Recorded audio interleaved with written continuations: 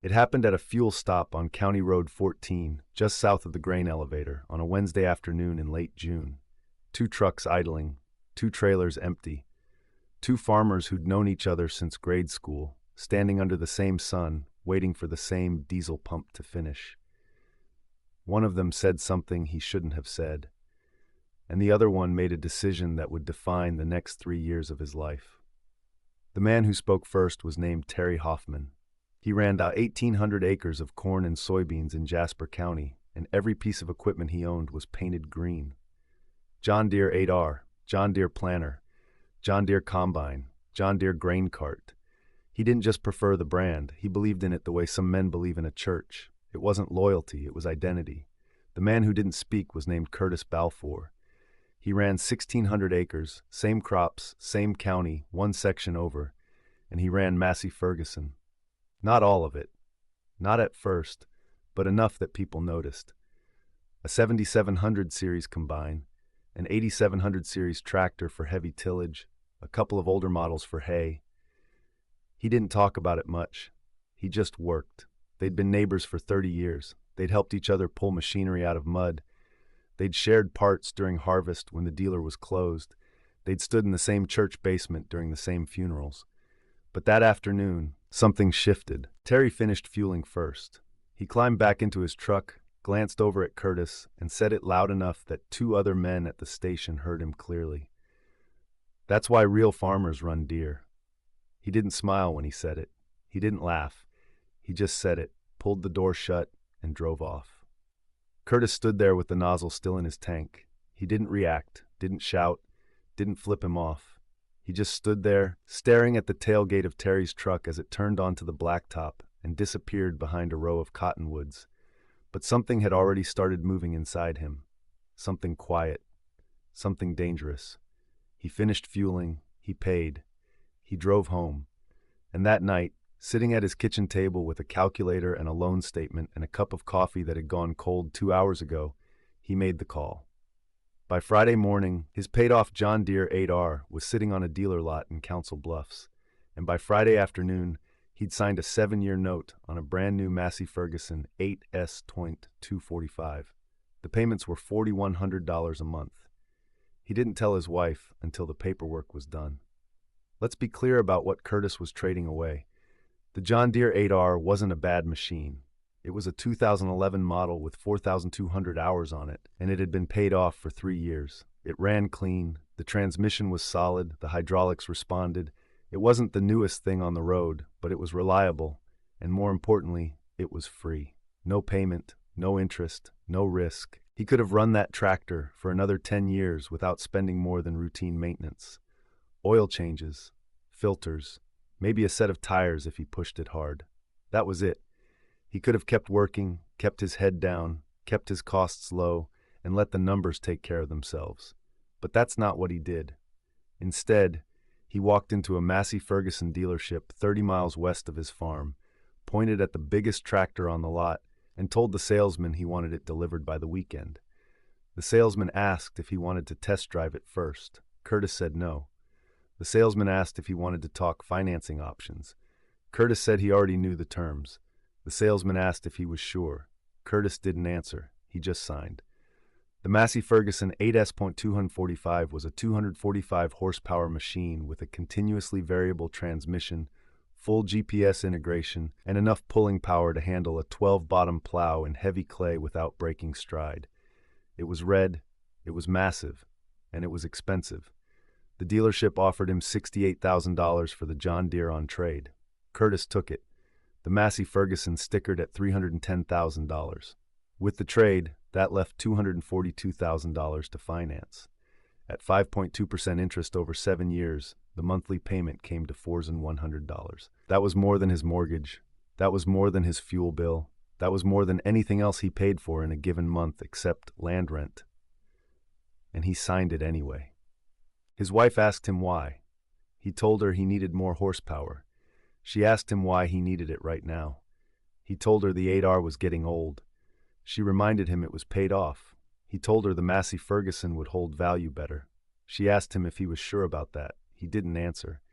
What he didn't tell her was that he kept hearing Terry's voice in his head. That's why real farmers run Deere. Over and over. Every time he climbed into the cab. Every time he hooked up an implement. Every time he saw green paint on the road. He didn't buy the Massey Ferguson because it was a better machine. He bought it because he wanted to prove Terry Hoffman wrong. The tractor arrived on a Saturday. The dealership brought it out on a flatbed, unloaded it in his machine shed, and handed him the keys. Curtis stood there for a long time, just looking at it. The paint was flawless. The tires were new. The cab smelled like leather and electronics. It was the nicest piece of equipment he'd ever owned, and all he could think about was how much it was going to cost him. But he didn't let himself think about that for long. He had work to do. He had 1,600 acres to prove something on. The first season, Curtis ran the Massey Ferguson harder than any machine he'd ever owned. He was in the seat by 5:30 every morning. He didn't stop until the sun went down. He plowed, he planted, he cultivated, he sprayed. He did everything he could to make sure that tractor was visible, working, dominating, and Terry noticed. Every time Curtis passed Terry's farm on the county road, the Massey Ferguson was running. Every time they crossed paths at the co-op, Curtis had just come from the field. Every time someone mentioned equipment at the diner, Curtis made sure they knew what he was running. He didn't talk trash. He didn't brag. He just worked. But the work itself was a message. By mid-July, people started talking. They'd see the Massey Ferguson pulling a 32-row planter at 7 miles per hour without straining. They'd see it running a chisel plow through ground so hard the John Deere guys had to slow down. They'd see Curtis refueling less often because the Massey Ferguson's fuel efficiency was measurably better. And Terry heard all of it. One evening in late August, Curtis was disking a field along the section line when he saw Terry's 8R working the adjacent property. Same implement, same soil type, same conditions, but the John Deere was moving slower. Curtis didn't speed up to showboat. He didn't need to. He just kept his pace, and the gap between them widened naturally. Terry saw it. Curtis knew he saw it, and that was enough. But the satisfaction didn't pay the bills. By October, the payments were starting to hurt. Curtis had budgeted for them, but he'd budgeted assuming corn would stay at 4.20 cents a bushel. It didn't. By harvest, corn had dropped to 3.65 cents. Soybeans fell from $10.80 to $9.20. His revenue projections were off by 18%.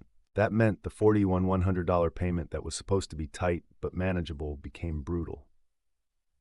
He started cutting other costs. He delayed a roof repair on the equipment shed.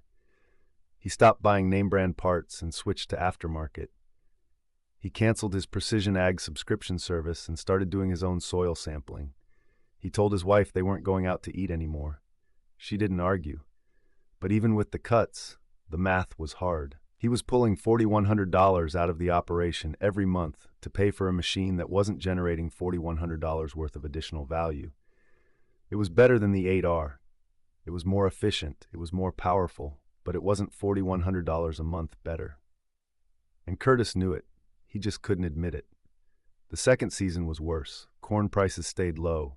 Input costs went up. Fertilizer spiked. Herbicide spiked.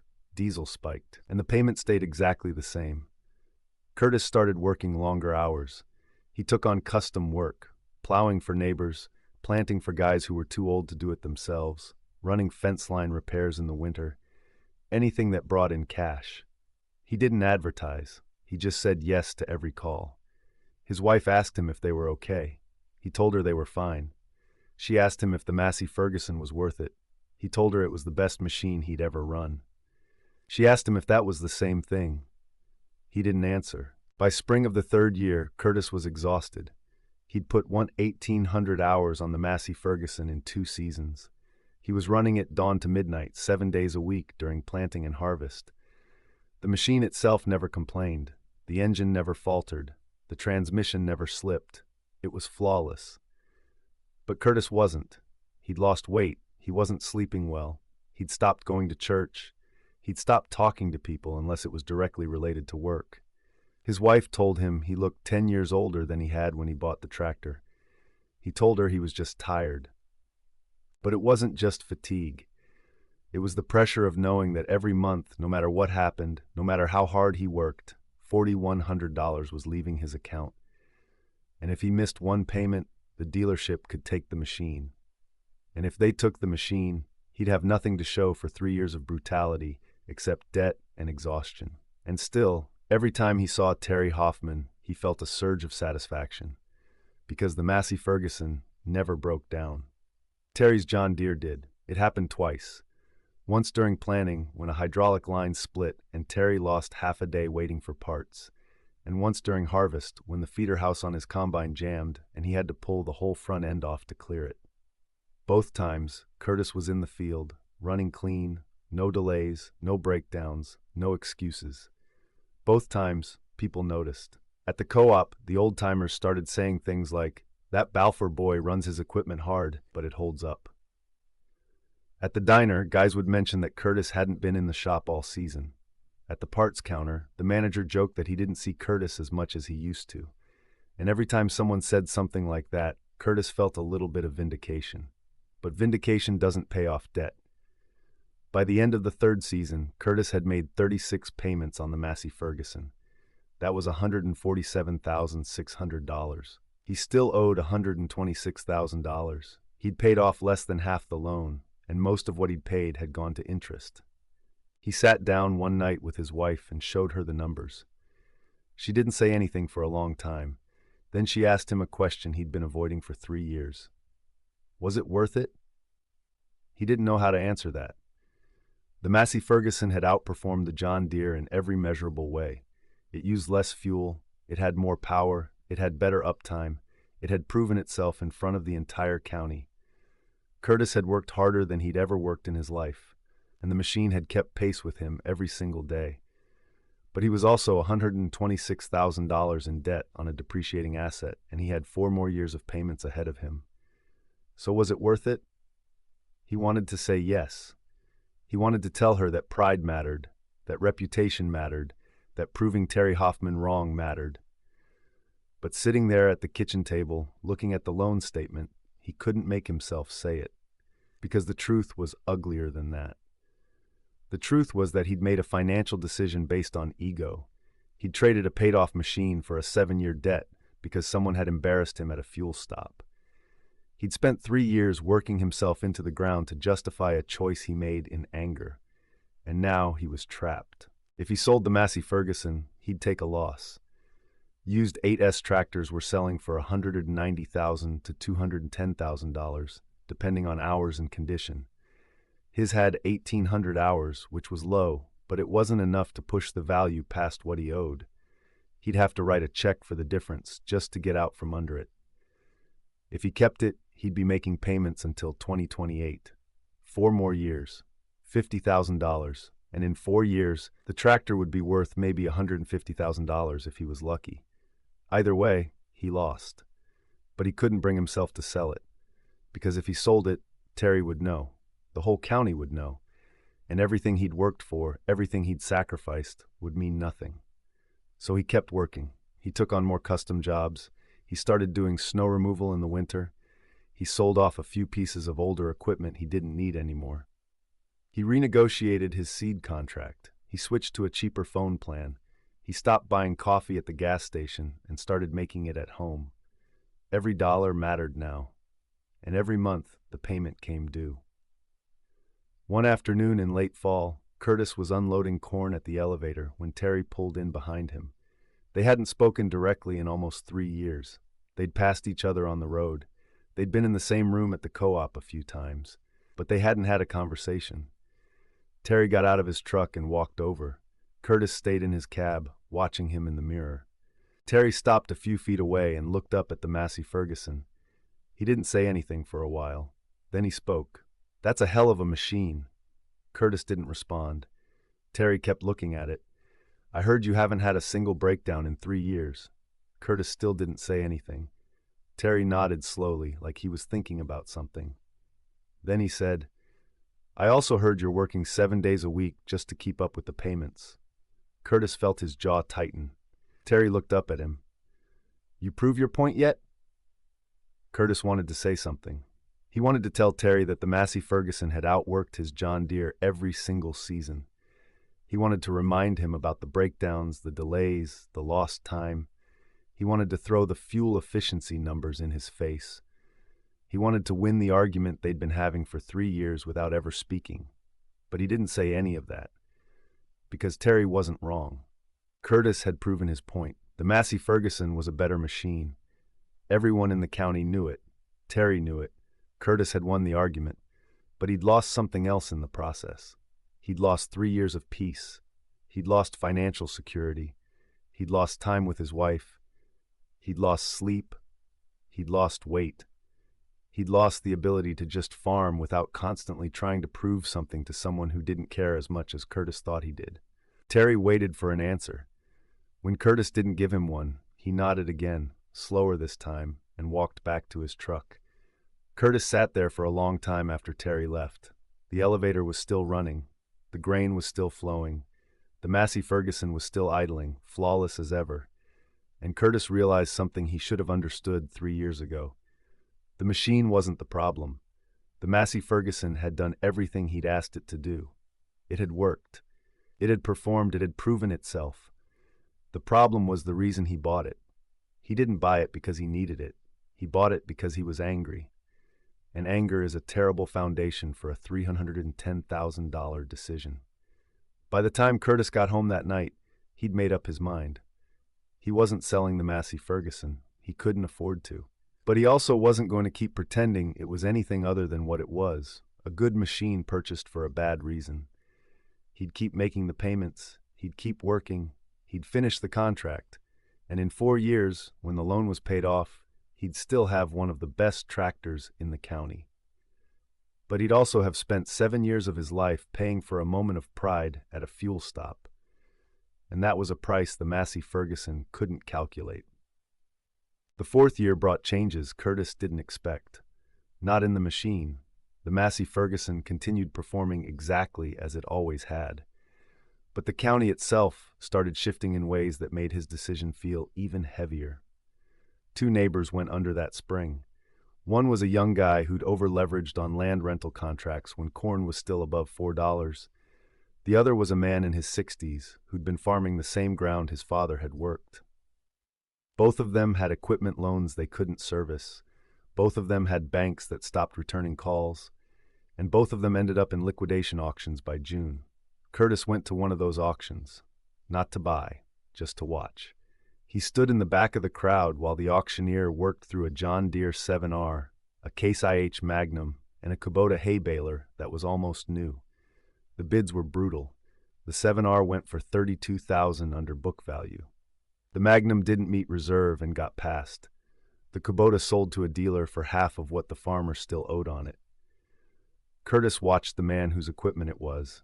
He was standing off to the side with his wife, not saying anything, just watching his life get sold off in 10-minute increments. And Curtis thought about what would happen if corn dropped another 50 cents, if diesel spiked again, if he had one bad season that made him miss 2 payments in a row. He thought about the Massey Ferguson sitting in his shed, about the $126,000 he still owed, about the fact that if he ended up in an auction yard, that tractor would probably sell for less than he owed, and he'd still be liable for the difference. He went home that afternoon and didn't tell his wife where he'd been.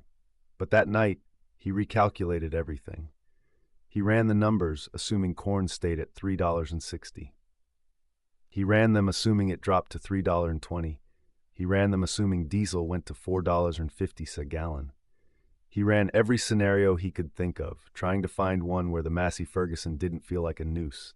And in most of those scenarios, he barely survived. The machine wasn't the problem. It never had been. The Massey Ferguson was still the most reliable piece of equipment on his farm. It still outperformed every other tractor in the county.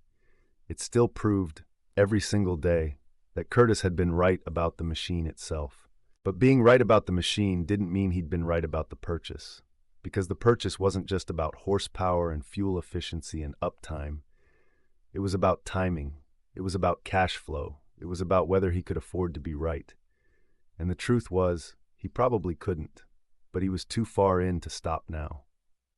By midsummer, Curtis had taken on so much custom work that he was running the Massey Ferguson 16 hours a day. He plowed for 3 neighbors. He baled hay for 2 more. He pulled a grain cart during harvest for a guy whose hired man had quit. He did everything he could to generate extra income. And it helped. But it didn't fix the fundamental problem. The fundamental problem was that he was trying to justify a $250,000 loan with work that paid $35 an hour. The math didn't work. It never had. He was just working hard enough to keep from admitting it. His wife knew. She didn't say much, but she knew. She started picking up shifts at the hospital where she worked part-time. She stopped asking him about vacation. She stopped talking about replacing the kitchen counters they'd been planning to redo for 5 years. And Curtis hated that. He hated that his decision had affected her life. He hated that she was working extra hours to cover for his pride. He hated that every conversation they had about money now carried a weight it hadn't carried 4 years ago. But he still couldn't bring himself to sell the Massey Ferguson. One evening in late September, Curtis was finishing up a custom disking job when he saw Terry's truck parked on the edge of the field. Terry was standing outside, leaning against the tailgate, watching him work.